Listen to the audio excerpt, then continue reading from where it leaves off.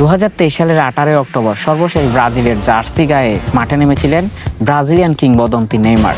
সেখানে ইনজুরিতে পড়ে এরপর দীর্ঘ সময় মাঠের বাইরে থাকা ব্রাজিলের জন্য কতটা ভয়াবহ রূপে ভুগিয়েছে তা একমাত্র ব্রাজিলিয়ান ভক্তরাই জানেন। আর তাই তো সামনে কলম্বিয়া এবং আর্জেন্টিনার বিপক্ষে যে স্কোয়াড ঘোষণা হয়েছে সেখানে ফিরতে চলেছেন নেইমার। সম্প্রতি ইনজুরি মুক্ত হয়েছেন নেইমার।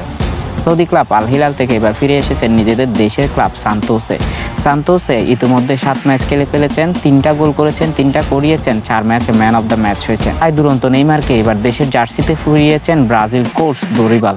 আর এর ফলে আমরা আবারও দেখতে যাচ্ছি মেসি নেইমার দ্বৈরথ। এই মার্চে মুখোমুখি হতে যাচ্ছে ব্রাজিল এবং আর্জেন্টিনা, যেখানে মেসি নেইমার দ্বৈরথ তাই নিঃসন্দেহে আমাদের সামনে বেশি উঠছে, যদি অনাকাঙ্ক্ষিত কিছু না ঘটে। অনেকদিন পর মেসি নেইমার দ্বৈরথ দেখার জন্য তাই মেসি এবং নেইমার ভক্তরা তো আকুল হয়ে বসে আছে, সেই সাথে ফুটবল বোদ্ধারা দিন গুনছে কখন সেই দ্বৈরথ আবারও শুরু হবে। কে জিতবে কে হারবে আবারও আলোচনার টেবিলে ঝড় তুলবে।